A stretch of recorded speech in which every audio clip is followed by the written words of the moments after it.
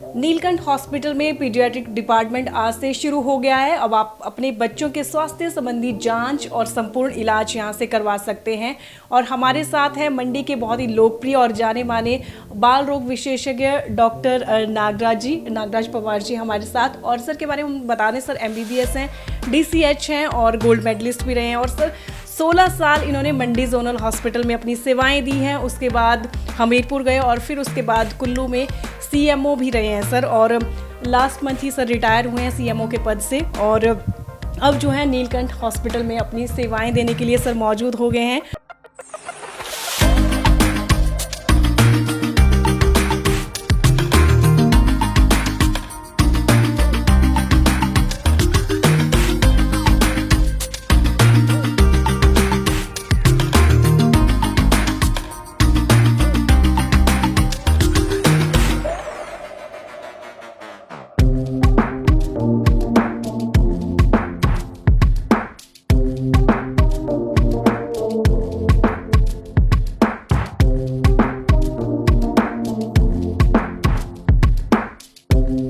और सर सबसे पहले बहुत बहुत स्वागत है और हमारी पूरी टीम की तरफ से इस नई जर्नी के लिए आपको शुभकामनाएं। Thank you very much, thank you. Sir जैसे OPD तो यहाँ पर रहेगी, उसके अलावा ये यहाँ पर जिस रूम में अभी हम आए इसके बारे में हम जानना चाहेंगे। फोटोथेरेपी मुझे दिख रहा है और वार्मर दिख रहा है यहाँ पर, तो इसके बारे में पहले तो इससे शुरुआत करते हैं सर। ये छोटा सा हमारा एक न्यूनेटल केयर यूनिट है, एक को जिसको हम बोल सकते हैं इंटेंसिव केयर यूनिट जिसको हम बोल सकते हैं।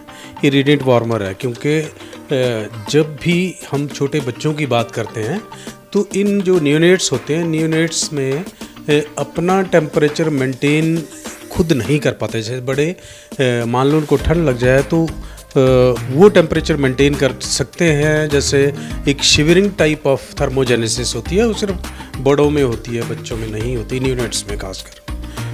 तो उन न्यूनेट्स का टेम्परेचर, क्योंकि वो टेम्परेचर नॉर्मल रहना चाहिए और वो टेम्परेचर मेंटेन हो तो हमें सारी चीज़ें यहाँ फिर हम इसमें जैसे लाइट लगी है, ये सर्वो मोड है इसका। अगर इसका टेम्परेचर, बच्चे का टेम्परेचर मान लो 36 पॉइंट जो हमने फिक्स किया उससे बढ़ गया तो ये अपने आप बंद हो जाएगा। ये इसके साथ ही मॉनिटर है, मॉनिटर में हम सारी चीज़, इसका NIBP क्या है, इसके साथ अगर देखें तो ये हमारा SpO2 प्रोब है, बच्चे का ऑक्सीजन लेवल कितना चल रहा है, BP में हम देख सकते हैं, SP2 इसका देख सकते हैं हम, रेस्पिरेटरी रेट हम देख सकते हैं, ECG डिस्प्ले इसमें होता है।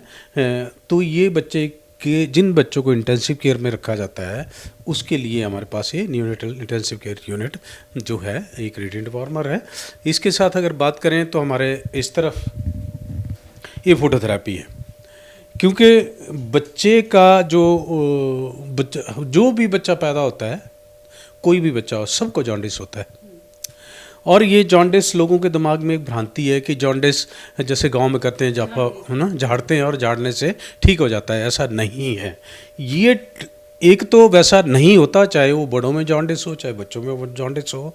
पर जो बड़ों में जॉन्डिस होता है that is because of liver की प्रॉब्लम होती है, उस वजह से जैसे वायरल हेपेटाइटिस और है, अमूमन ऐसा होता है, तो उसको लोग झाड़ते हैं। झाड़ने से, क्योंकि वो अपने आप ठीक होना होता है तो वो ठीक हो जाता है, लोग बोलते हैं कि झाड़ने से ठीक हुआ। इसी तरह जब नियोनेट्स में, छोटे बच्चों में जॉन्डिस होता है तो लोगों में ये प्रैक्टिस, एक धारणा है कि इसको भी झाड़ने से ठीक हो जाएगा, जबकि ऐसा नहीं है। बच्चों में जॉन्डिस क्यों होता है, सबसे बड़ी बात यह है, जॉन्डिस होता है ऐसा कि बच्चों में जो हीमोग्लोबिन होता है, वो हीमोग्लोबिन F बोलते हैं उसको, वो हीमोग्लोबिन उसकी एफिनिटी, अगर प्यार जताएं ऑक्सीजन के लिए बहुत ज़्यादा, नॉर्मली रेड सेल का काम ये है कि लंग्स से ऑक्सीजन ले आके टिश्यू को देते हैं और टिश्यू से खाली आते हैं, फिर ऑक्सीजन ले जाते हैं, फिर देते हैं। पर ये जो HbF है, जो नए नवजात शिशु में होता है, वो क्या करता है कि ऑक्सीजन पूरी तरह नहीं छोड़ता, इसलिए शरीर के ज़्यादा काम का नहीं है वो। तो 8-9 महीने में वो बिल्कुल मतलब एडल्ट हीमोग्लोबिन में कन्वर्ट हो जाता है, RBC टूटते हैं।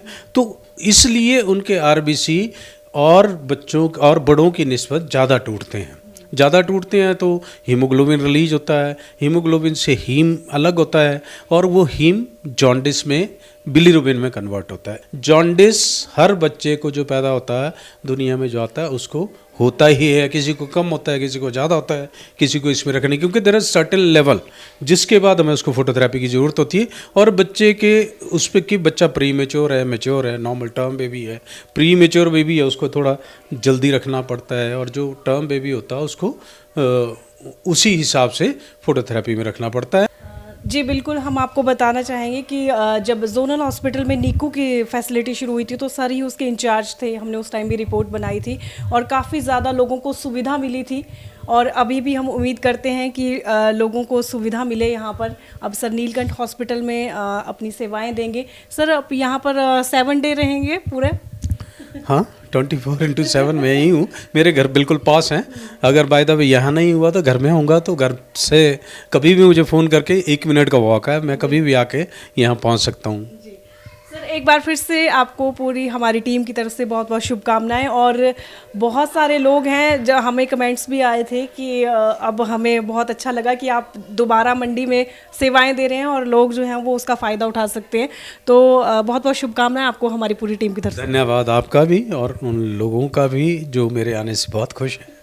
मुझे भी लगता है कि मैं अच्छी सेवाएं दे पाऊंगा उनको यहाँ मंडी रह के। और साथ ही हम आपको नीलकंठ अस्पताल की लोकेशन भी बता देते हैं। अस्पताल रोड पर है नीलकंठ हॉस्पिटल। यहाँ सामने देखिए ये स्कोडी पुल है, वहाँ सामने, यहाँ से आपने अस्पताल रोड की तरफ आना है और यहीं सामने आपको जो है वो मिल जाएगा Neelkanth multi speciality hospital. Facebook पर पोल स्टार हिमाचल का पेज लाइक करें और यूट्यूब पर हमारा चैनल सब्सक्राइब करना ना भूलें।